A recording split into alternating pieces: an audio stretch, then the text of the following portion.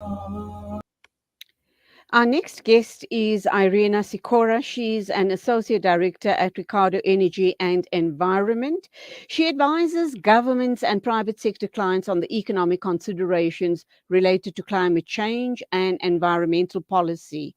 Her areas of expertise are policy design and evaluation, cost benefit analysis, assessment of environmental and socio-economic impacts. She's here today to talk to us about the invasion on the Ukrainian people and also the impact being felt right around the world with regards to this war. So it's not only the Ukrainian people that are suffering, very especially the people on the African continent are having issues around food insecurity and a whole host more.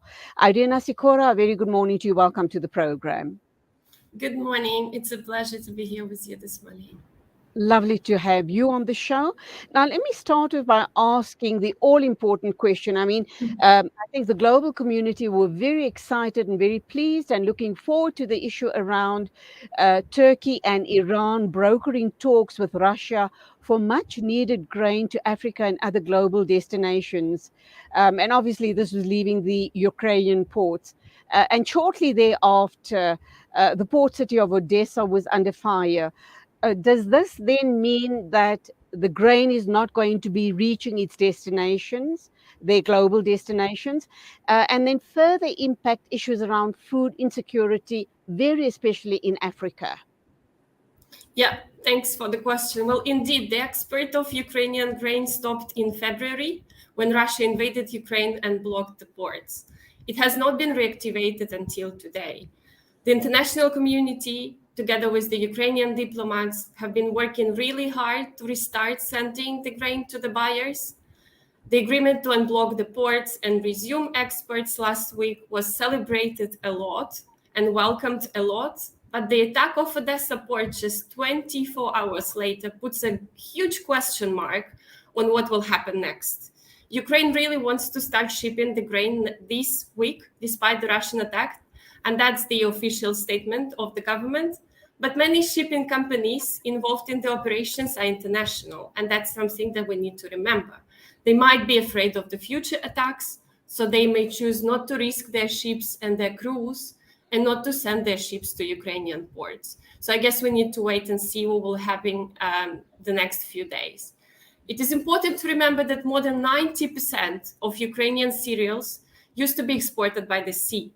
Ukraine is an important player on the international food market, and that's why the port infrastructure is so important. Russia is using food as a weapon right now. It's aiming against Ukraine, but not only. As a result, it's also hurting badly a lot of countries globally, African countries the most. In our recent article with Professor Dorina Grechina, we described the impacts of Africa of this Russian war in Ukraine. So, for example, compared to other continents, Africa depends a lot on import of cereals from Ukraine and Russia. African countries also have a high share of population that suffers from malnutrition or insufficient food consumption. So as long as Russia uses grain as a weapon, it's causing more and more people in Africa to enter poverty and suffer from hunger. And despite that, Russia, knowing what the status quo is here, that Africa seems to be hardest hit by the grain not reaching Africa. We understand that the Russian Foreign Minister Lavrov is visiting Africa as you and I speak to supposedly cement ties with the African continent. What do you make of that? Well, I think we can judge the intentions by the results. We've been negotiating, Russia has been negotiating with Ukraine and with international community for a while, and we can see the result. And I think the food crisis is not the only result that we observe. As we describe in the article, we have a food crisis to start with. We have food shortages and increasing prices that are now the reality in most African countries. And according to the International Monetary Fund, the situation in Africa will only get worse for these countries in the current scenario. But we also have other consequences of Russian aggression. We have the energy crisis going on at the same time. Russian aggression made the prices of energy go up everywhere. Oil and gas are globally traded commodities. So the prices of LPG, liquefied petroleum gas, and the diesel are skyrocketing everywhere. 20 million of African people, which is equivalent to roughly 1/3 of the population of South Africa, will now not be able to pay for electricity or access to energy. So they will need to live without energy, according to the International Energy Agency.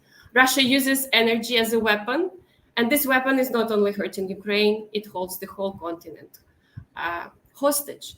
And this is still not the whole story. There is also the fertilizer crisis. The prices have doubled now, compared to what we have seen a couple of months ago.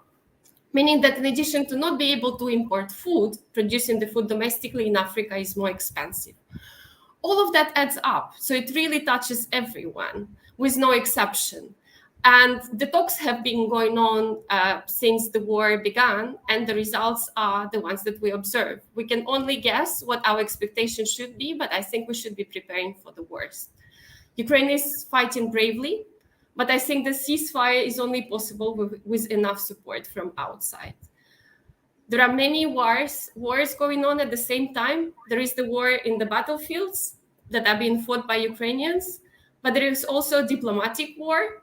And the issue that you are describing just now, Russian diplomats traveling around the world and trying to engage the countries, is a part of this diplomatic war. And there is also the economic war, and everyone has a role in this. So there are many ways to help as well on different fronts. That would be my message. So, Iryna, we know that Africa is really hard hit by this war. We do know that many cities in Ukraine have been decimated. People have had to obviously leave their homes, leave their land, etc. They've migrated to other areas of the Ukraine and into Europe. There's just been absolute turmoil in that part of the world, which has created such a devastating ripple effect all around the world. It is really very sad. How is it impacting on Russia itself? And then the next very important question, what is it going to take for a ceasefire, a truce to happen, and for things to start getting back to normal, and no further intimidation on the Ukrainian people? And again, when there's intimidation or harassment on the Ukrainian people, there's a ripple effect all around the world. I think it's really important to remember that right now Ukraine is fighting for its freedom. It's fighting not to be a colony, as it was the case for a long time for African country. Russia doesn't see Ukraine as an independent nation, and Russia does not respect the liberty of Ukraine. So the impact of the war on Ukraine are devastating. That is true. But what is also true is that they are reaching far beyond Ukraine. It is a full-scale global crisis, or even a set of global crises right now unfolding: food, energy, fertilizers, as I explained earlier. And what will it take to stop it? Ukraine will put its part, and that's evident, and I think the global community has seen that already. But the rest of the components of the war is the diplomatic and the economic war. All right. Well, can I ask you just to stop there, please, if you don't mind? Let's take an ad break, and we can pick up right after on this train of thought. Thank you. Sure.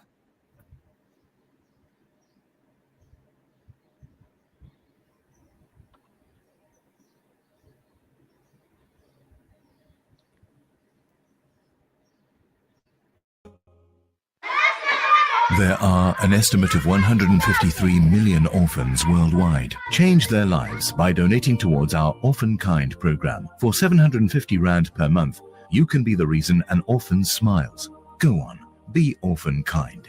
Visit www.pennyappeal.org.za or call 031 1100 573 to find out how you can help save these children's lives. Penny Appeal. Small change, big difference. Discover the Africa of your dreams and surround yourself with her spectacular beauty. Relax beneath her serene sunsets and explore wildlife at its natural best. It's where the pride of Africa comes together. The Kwantu Private Game Reserve. Get to know the Big Five or cruise on an elephant safari game drive. Interact with lion and tiger cubs and enjoy world-class halal cuisine while we pamper you during your 5-star stay. Indulge in the true African experience. For reservations, call now on 042 203 1400 or visit kwantu.co.za. The Kwantu Private Game Reserve, the place of gathering. Breaking stereotypes, moving boundaries, joining hands. Salam Media.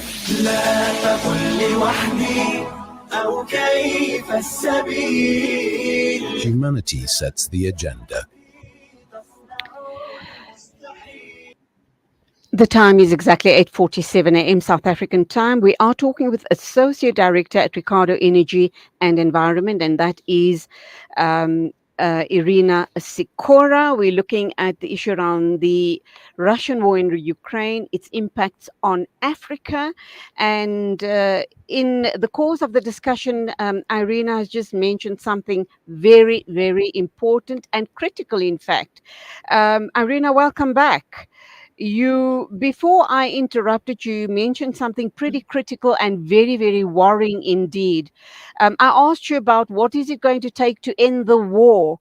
And obviously you started answering, but you also said that this war has very far reaching implications and it's going to probably go beyond the borders of Ukraine. That's really very worrying because the suggestion is obviously the areas surrounding Russia and the possibility of it then going into Europe. Possible, and I've been asking these questions to political analysts, is if we don't see a ceasefire and soon enough, this could possibly lead to the Third World War, couldn't it? I guess we'll need to wait and see. As I was mentioning before, we should be defining the war having three components. It's the battlefield, which is taking place in Ukraine right now, but it's also the diplomatic and the economic war. Absolutely. And in this sense, the war is already in Europe. Russia is using natural gas as a weapon against the European Union, and that's something that has converted into the full-fledged energy crisis that the European Union is fighting right now. So I would say it's already here, maybe not in the form of active fire or bombs falling down, but the war is already here. And that, of course, when you talk about the energy crisis, you're talking about Nord Stream 1. But that is in retaliation to the sanctions against Russia, is it not? So there's a whole tit for tat playing out here. So energy markets are quite complex. Since the Russian invasion, a lot have happened in the international markets. And as I mentioned before, energy markets and all of the commodities are being traded globally. So something that happens in one part of the world will inevitably affect the rest of the world. So what we saw, the natural gas prices going up, not only in Europe, in the whole world. So it is more expensive to buy energy in Africa, in South America, in Asia, really everywhere. Oil prices went up. Diesel prices went up. And these are the effects that are being felt by the population of the world, not only the population that is surrounding the active conflict zone. So yes, the Nord Stream and the pipelines from Russia to Europe are immediately affected, and that's the battle that the European Union is fighting right now. But the consequences of using energy as a weapon, restricting the supplies, are being felt by the population of the whole planet right now. Absolutely. Obviously, we're watching this with bated breath. I come back to the issue around what do you believe is going to take for a ceasefire? Do you believe there'll be a lot of preconditions on both sides, or do you believe that Russia is absolutely relentless in their quest to take over Ukraine completely and then start targeting the other neighboring areas? I think that's a real possibility. And that's why I think that truly international coordination and cooperation is necessary to stop this. Ukraine will fight as much as they can, but the international pressure, will be what it takes to stop this when it does. Yeah, it's working together. Really, there is no time and no space for neutrality. The consequences of Russia's actions are affecting everyone, and we feel them in the present, and we will be feeling them in the future even more. So it's really about all of the countries coming together and putting pressure on Russia on all of the fronts that are available to each of the countries to bring it to the end as soon as possible. Iryna, let's look at the best case scenario. In the hopes that common sense does prevail as far as the Russians are concerned and a truce is called, what do you believe is going to take to rebuild Ukraine? I mean, lots of those cities, those beautiful cities of Ukraine, have been totally decimated by all of the bombings. Undoubtedly, the Ukrainian people are very resilient and they'll do everything they possibly can to start the rebuilding of their lives, of their homes, of their cities, and their communities and societies as a whole. But it's going to take a lot of effort and a lot of money as well. It will. When Ukraine wins this war, it will need to go through a massive rebuilding and renovation, no doubts about that. And as painful as it is to see the destruction now and what is going on and what happened in the last few months, I think we might need to learn to look at it as at an opportunity. Same as the rest of the world, every single country on this planet is being impacted by the war, and it will need to recover from the crisis caused by this invasion globally. There are lessons to be learned for everyone. Ukraine will need to learn how to rebuild, but also the rest of the countries will have to learn their lessons on food, fertilizers, trade, and what to do or not to do with the domestic agriculture. On energy front as well, we may as well be facing a really good opportunity to green our energy system quickly and switch away from so very expensive fossil fuels. And as I said before, it's a really global effort. We all need to be building a better world, a more democratic world, a more inclusive world. As soon as possible, we need to make sure there is no place in the future for the imperialism that Africa has been fighting for centuries as well. Iryna, my final question to you. We're hearing that Russia wants to remove the president of Ukraine. They don't want him to be running and ruling that country. What do you believe the implications of that might be, not only for the war, but for the future of the Ukraine? Well, obviously the intentions are that, and not only that, they wouldn't stop at it. And as far as I know, there have been multiple attempts to do so. I don't think that, well, I don't really want to be speculating about this opportunity because that's something that I'm not considering. But it's not about personalities. It's about the will, and it's about the whole policy of the countries, which will not change and which is not changing. And we see the implications of the will of the Ukrainian people right now. And really, so you're saying, sorry, can I just ask you? So you're saying it's not about Zelensky per se, whoever might have been in that role, Russia wants them out? I think so. Russia doesn't believe that Ukraine is an independent country. Russia would not recognize the independence of Ukrainian people. Russia treats Ukraine as a colony. Russia treats Ukraine as a part of their own territory, which is not the case. And that's it. It can be a lot about personalities, and I'm sure it's as ever a mixture of a lot of factors. But I think it goes beyond personalities, really. It's a conceptual thing. Okay, and that's where we leave it. Any final words from you before we wrap up? Yeah, thank you. Really, to recap in the end, Russian invasion of Ukraine is the cause of 3 global crises. Africa is being impacted really strongly, even if there are no Russian bombs falling down here. Russia is weaponizing food and energy. Everyone is impacted. Food, energy, and fertilizers crisis endanger economic growth and development. And it will take truly global and consolidated effort on multiple fronts to stop this. Thank you so much. Iryna Sikora, Associate Director at Ricardo Energy Environment, thank you indeed for your insights on the current conflict or the invasion by Russia on the Ukraine. Go well, God bless. And it is exactly 8:57 a.m. This is News and Views right here on Salam Media.